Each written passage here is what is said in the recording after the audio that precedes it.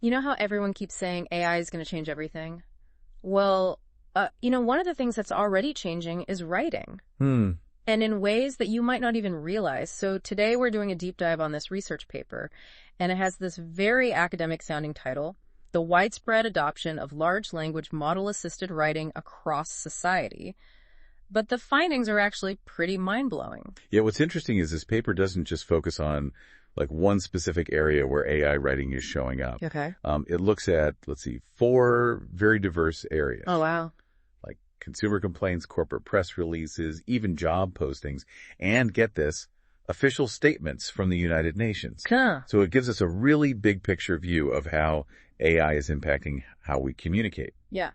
From just everyday people all the way up to these international organizations. That's a really good point. So it's not just like writing emails or blog posts. We're talking about how AI is potentially shaping conversation at like all levels of society. Right. Okay, so let's unpack some of these findings a little bit. The paper mentions this thing called the ChatGPT effect. Uh-huh. Can you explain what they mean by that? Yeah, so basically what they found was there was this big jump in AI-assisted writing. Right after ChatGPT was released to the public. That was back in late 2022. Okay. It seems like ChatGPT was so popular that it really pushed this technology into the mainstream. Yeah, for sure. I mean, I feel like everybody was using it. Right. And so the impact is really clear when you look at all the different areas that they studied in this paper. Okay. So the paper goes beyond just showing that, okay, yeah, people are using AI. They have some pretty specific numbers about how much AI-assisted writing is actually out there. Right. What were some of the most surprising stats you came across? Well, I was really surprised by this. By late 2024, the researchers estimate that almost 20% of financial consumer complaints are AI-assisted. So like 1 in 5. Yeah. So basically 1 out of every 5 people who are trying to get help with, a financial issue, they might be using AI to voice their concerns. I had no idea it was that high. I mean, I knew that AI was being used for like customer service chatbots and things like that, but I didn't realize it was already so prevalent in something as complex as financial complaints. Right. What about these other areas? Yeah, well, the numbers in the other areas are honestly just as striking. Wow. So they estimate that almost 1 in 4 corporate press releases are AI assisted. And for job postings, specifically job postings from newer, smaller companies, that number jumps to 15%. Huh. So there's a pretty big difference then between how smaller companies are using it versus larger companies. Yeah.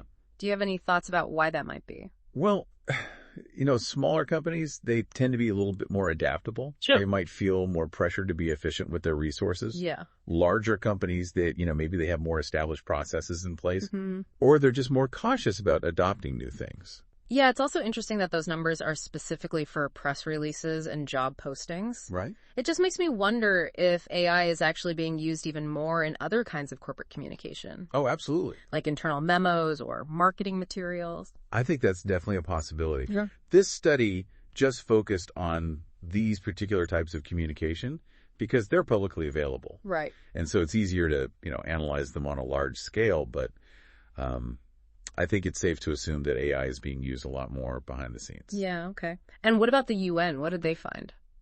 Well, they found that nearly 1 in 7 UN press releases are likely AI assisted. That's pretty significant. Yeah, I mean, this is a global organization. Right. And they deal with some of the most complex issues that we're facing, as a planet. It's a pretty clear sign that this isn't just some passing trend. Right. AI writing is going global. And the fact that the UN is using it, it just raises all these questions like how is this going to impact international relations? Right. And global communication? It's hard to say. Yeah. Okay. I'm also curious about this stabilization puzzle that the paper talks about. What exactly did they find? Well, so after that initial boom in AI adoption that we were talking about, it looks like the growth actually kind of leveled off in most areas by late 2023. It's like there was this big wave of enthusiasm, but then things just calmed down. That is interesting. Do they offer any explanations for why that might be? They do, yeah. So one possibility is that we've just kind of hit a saturation point. Maybe most of the people who are open to using AI for writing have already adopted it. Okay. It could also be that AI models are getting so good at mimicking human writing that it's becoming harder to detect, even with the tools that we have now. Oh, so we might actually be underestimating how much AI writing is out there. It's possible, yeah. Just because our detection methods aren't sophisticated enough? Yeah. Okay. And then, I mean, obviously there are external factors too, right? Like there are concerns about the authenticity of AI-generated content. Of course, there are potential legal or ethical implications. And then, there's the cost of these tools. All of those things could be limiting further adoption. Yeah. Okay. So we've covered a lot of ground, but I want to go a little deeper into some of the specific ways that people are actually using AI. Okay. Let's start with consumer complaints. Sure. The paper found that adoption was higher in areas that have lower educational attainment. What do you think the implications of that finding are? Yeah, that's a really fascinating observation. It could mean that AI is actually helping to kind of bridge the gap in communication skills. Yeah. It could be providing a tool for people who maybe don't have the same level of writing experience to effectively voice their concerns. But, it does raise questions about digital literacy and whether everyone has equal access to this technology.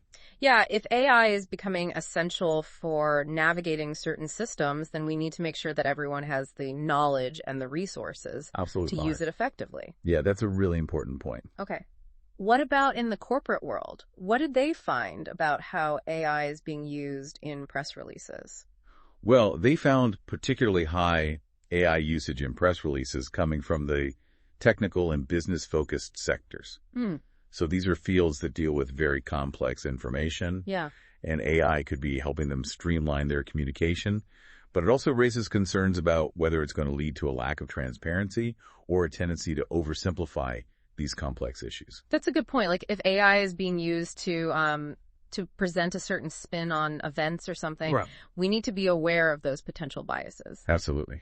Okay, what about job postings? We talked about how younger companies are using AI more often in their postings. Right.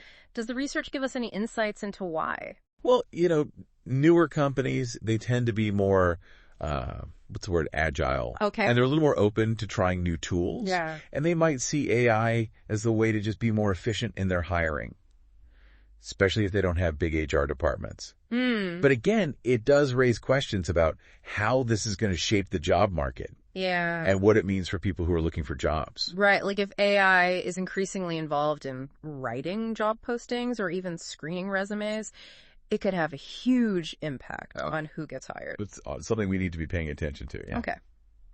And we can't leave out the UN, of course. What stood out to you about how they're using AI? I think the most remarkable thing is that AI adoption in UN press releases is so consistent across different regions. It seems like this really is becoming a global phenomenon. Wow. And it just raises all these questions about how this technology is going to affect diplomacy and international relations, and how we deal with global challenges. Yeah, that's a really important point. We've been focusing on how this is changing how we write as individuals and as organizations, but we also need to consider the bigger picture, the broader societal implications. Absolutely.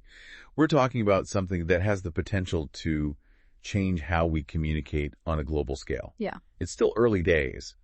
But the impact of AI on writing, it's only going to grow in the years to come. So it seems like these are conversations that we need to be having now. For sure. While we're still kind of in the early stages of figuring all of this out. Yeah, absolutely. Okay, so we've laid out the landscape of AI-assisted writing. We've talked about how much is out there, who's using it, and the potential implications. Right. But I think now I want to zoom in a little bit. I want to talk about what it's actually like to use AI to write. Okay. Can you kind of walk us through the process a little bit? Yeah. So there are different approaches, but one common way is to use what's called a large language model, or an LLM. And these are AI systems that are trained on huge amounts of text data. Okay. And based on that, they can generate human quality text based on, prompts or instructions that you give them. Okay, so what does that look like in practice? If I'm using AI to write something, what is my interaction with the system like? So let's say you're trying to write a press release. Okay. You could give the LLM like a basic outline of what you want to say. Okay. The key points that you want to include. Sure. Maybe even the tone you're going for. And then the LLM would take all that information and generate a draft for you. So it's not just correcting my grammar or suggesting better words. Right. It can actually create whole paragraphs. Exactly, yeah. And the level of sophistication is constantly evolving. Right. Some LLMs can even, tailor their writing style to mimic certain authors or publications. Oh, wow. Yeah, it's pretty incredible. That is incredible. But it also kind of makes you think about authenticity and originality. Like, if AI can write so convincingly, how do we even know what's human-generated and what's not? Yeah, that's a really big question right now. Yeah. And it's something that researchers are working on. Developers are trying to figure it out. As AI gets better and better at mimicking human writing, it's getting harder and harder to tell the difference. And that brings us back to the stabilization puzzle, right? Like, if it's becoming more difficult to detect, maybe the reason that adoption seems to have leveled off is simply that we're just not measuring it accurately anymore. It's definitely possible. Yeah. And, even if AI can generate convincing text, Yeah. that doesn't automatically mean it's the best tool for every writing task. Right. I mean, there's still a lot that AI can't replicate about human writing. Of course. Things like creativity, emotional intelligence, the ability to connect with your audience on a personal level. Absolutely. And honestly, those are the things that matter more than ever in a world that's becoming so automated. So it sounds like while AI can be a very powerful tool, it's important to remember that it is just a tool. It's up to us, the humans, to decide how we want to use it, how we want to shape the future of writing in this new age of AI. I couldn't agree more. The choices we make now, they're really going to have a lasting impact on how this technology changes our communication, our creativity, and ultimately our society. So we've covered a lot of ground in this first part of our deep dive. We've explored the scope of AI's influence on writing. We've talked about some of the potential benefits and drawbacks and some of the challenges that we're going to face in navigating this new landscape. But there's still a lot more to discuss. For sure. In the next part, we'll go deeper into the specific ways that AI is being used in different areas. We'll talk about some of the ethical considerations, and we'll explore what all this means for the future of writing. So stay tuned because the deep dive continues. Yeah. So, picking up where we left off, one thing that really stuck with me from the research was that finding about the UN using AI in their press releases. Yeah. We're talking about these global organizations dealing with some of the biggest issues in the world. It just shows you how widespread it's become. I mean, if the UN is using it, that's a pretty big deal, right? Yeah, and it raises some interesting questions, doesn't it? Like, are there certain types of communication where maybe using AI isn't really appropriate? Yeah, that's a good point. Like maybe in situations where you need a more human touch, like, I don't know, things like diplomacy or crisis communication, where empathy and nuance are so important. Exactly. Like, we need a lot more research on how people react emotionally to AI writing. Do people trust it the same way if they know it was written by a machine? Are they as engaged with it? It makes you wonder, like, what are the implications for things like building relationships or collaborating with people? Could relying too much on AI actually make it harder to connect with people on a human level? Yeah, that's definitely a possibility. And then there's the whole issue of transparency.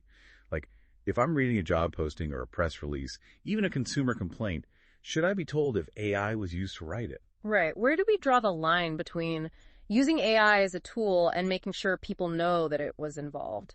Yeah, there's a lot of debate about that right now. Some people think that it should always be disclosed. Others say as long as the writing is accurate and unbiased, it doesn't really matter. It feels like we almost need like a new set of rules, right? Like for this whole AI world, especially when it comes to communication. Like how do we make sure it's being used fairly? How do we prevent bias from creeping in? Those are really important points. We need to figure out how to balance the benefits of AI with the need for transparency and accountability and all the ethical considerations that go along with it. And these are conversations that we need to be having with everybody. Writers, readers, developers, policymakers. Everyone needs to be involved. It makes me wonder, going back to that stabilization puzzle we were talking about, if maybe part of the reason AI adoption has leveled off is because people are starting to have some second thoughts about the idea of machines writing for them. It's an interesting thought. Maybe there's a growing appreciation for the human element in writing. The creativity, the originality, the personal touch. Maybe people are realizing that while AI can be a helpful tool, it's not a replacement for a genuine human connection, especially when it comes to communication. Right. It's like we're seeing a pendulum swing. Mm-hmm. There was all this excitement and hype around AI, but now I think people are starting to think more critically about its limitations and about what really makes human communication so meaningful. And maybe that's a good thing, because it forces us to have a more balanced conversation about how we want to use AI in a way that enhances our communication instead of taking away from it. Exactly. We need to move beyond all the hype and the fear and start thinking about how we can use AI responsibly and thoughtfully. Like, we need to ask ourselves, what role do we want AI to play in our lives? Yeah. And in our communication specifically, what kind of boundaries do we need to set? Yeah. And those are questions that we need to answer together as a society. You know, reading this research has really made me think about the value of human writing in a whole new way. It's so much more than just conveying information. It's about expressing ourselves, sharing our stories, connecting with others on a deeper level. And that's something that, at least right now, AI just can't do. There's a certain beauty to the imperfections of human writing, like the stumbles, the hesitations, even the moments of vulnerability. Those are the things that make writing unique and authentic, that remind us we're human. And maybe, in the end, that's what matters most. So how do we hold on to that human connection when technology keeps blurring the lines between what's real and what's artificial? That's the challenge, isn't it? I think we need to be mindful of the ways technology can both help and hinder our communication, be more deliberate about how we use it, and be ready to adapt as it continues to change. I think a big part of that is being aware of our own biases. Like, are we assuming something written by a human is automatically going to be better than something written by AI? Or the other way around? Yeah, good point. We need to be open to the possibility that AI can actually make our writing better, even if it feels a little weird sometimes. And I think we should also be willing to embrace, the messy, imperfect beauty of human communication, even if it doesn't always sound as polished and professional as something a machine might generate. I agree, because it's those imperfections that make it real, that make it human. I was thinking about that research we talked about earlier about how AI usage in consumer complaints was higher in areas with lower educational attainment. It's easy to jump to conclusions about what that means, but maybe it's actually a good sign. Like, maybe it means people are being resourceful and using technology to overcome challenges. Yeah, that's a really interesting way to look at it. It reminds us that we shouldn't underestimate people's ability to adapt and to be creative with technology. And it highlights how important it is to make sure everybody has access to these tools and knows how to use them effectively. Absolutely. We can't let technology make existing inequalities worse. We need to work to make sure everyone has a chance to benefit from these advancements. It feels like we're at this crossroads, where technology is giving us these incredibly powerful tools, but it's up to us to figure out how to use them and what kind of future we want to build with them. That's a responsibility we all share. It's not just on the developers or the people making policy. It's on all of us to think about this stuff and make good choices about how we use technology. So as we kind of move deeper into this world of AI-assisted writing, what are some key things we should all be thinking about, both individually and as a society? Well, I think education is a big one. We need to teach people how AI works, what it can do, and what it can't do, so people can make informed choices about using AI for their own writing. Right. And not just technical skills, but critical thinking, too. We need to teach people how to spot biases in AI-generated content and how to think critically about the information they're getting, whether it came from a human or a machine. Exactly. We need to make sure people are savvy consumers of information. And what about the creative side of things? If AI keeps getting better at writing, does that mean human creativity is becoming less important? A lot of people are asking that. But I think we have to remember that, at least for now, AI is really good at copying existing patterns and styles. It's not so good at coming up with truly new ideas. So maybe AI could actually free up human writers to be even more creative. Yeah, maybe.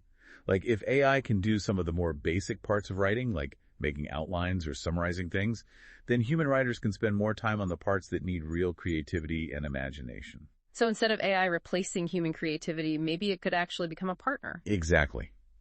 And I think that's where the real opportunity is. Not being scared of AI, but seeing it as something that can help us do even more incredible things with writing and communication. Okay, so as we wrap up this part of the deep dive, what are some of the big takeaways you hope our listener is thinking about? I think the biggest one is that AI is already having a major impact on how we write, and that impact is only going to keep growing. It's important that we all understand this, that we think about the consequences, and that we actively try to shape how this technology develops and how it gets used.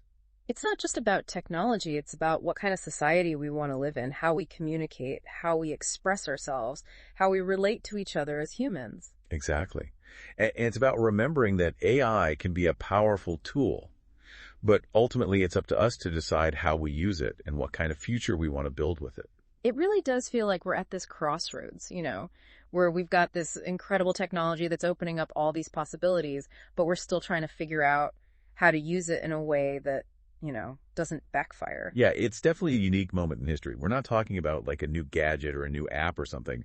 This is something that could totally change the way we communicate, the way we create. And that's what I think makes this conversation so important. It's not just about the technology itself. It's about what it means to be human in a world where machines can write, make art, compose music. Like, what makes us different? What makes our voices unique and important? Those are big questions. And honestly, I don't think there are easy answers, but I think part of it is recognizing that human creativity isn't just about technical skill. It's about our experiences, our emotions, our perspectives, our ability to connect with each other in a truly human way.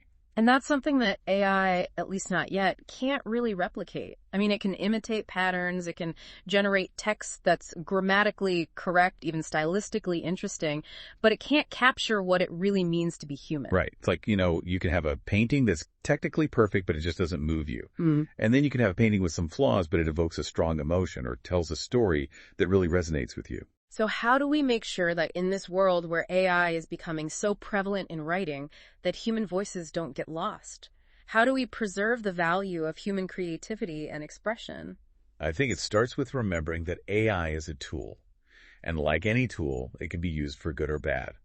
It's really up to us, the humans, to decide how we use this technology and how we shape its development. And to be aware of our own biases too, right? To not just assume that something written by a human is automatically better than something written by AI or the other way around. We need to be open-minded, but also critical and thoughtful. Exactly. And we need to keep having these conversations, exploring the ethical side of things, pushing back against the hype and the fear, and really think carefully about the kind of future we want to create.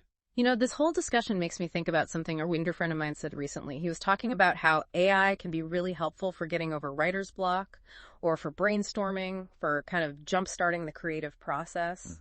Yeah. But he also said that the real magic of writing happens in that space between the writer and the blank page, in the struggle to find the right words, to create that perfect sentence, to really pour your heart and soul onto the page. That's a beautiful way to put it. It's in that struggle, that vulnerability, that messy, imperfect process that we really find our own voice, our own stories, our own way of expressing who we are. And that's something that no machine can ever take away from us. Absolutely. It's something to be treasured, to be nurtured, to be protected.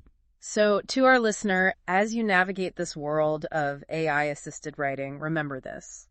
Your voice matters. Your stories matter. Your experiences matter. Don't let the machine silence you. Use them as tools, but never forget the power and the beauty of your own human voice. And never stop exploring, never stop questioning, never stop creating, because that's what makes us human. And that's what will ultimately shape the future writing in this new age of AI. And on that note, we'll wrap up this deep dive into AI and the future of writing. We've covered a lot of ground today, but this is really just the start of the conversation. So keep exploring, keep asking those tough questions, and keep sharing your unique voice with the world. Thanks for joining us.